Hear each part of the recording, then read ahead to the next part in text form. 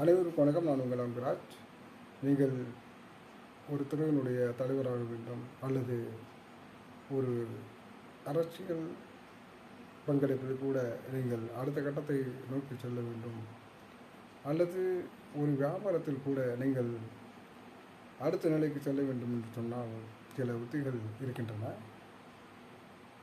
5 உத்திகளாக நாம் எடுத்துக்கொள்ளலாம்.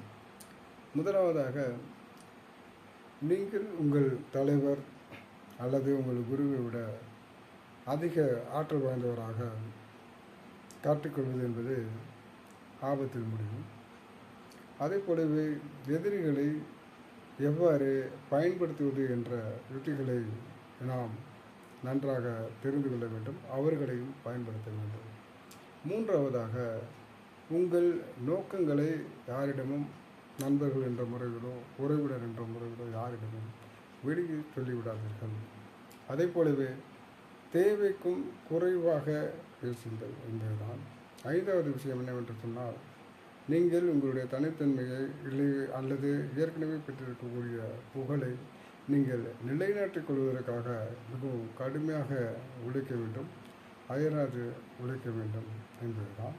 தொடர்ந்து பார்க்கலாம். நன்றி, வணக்கம்.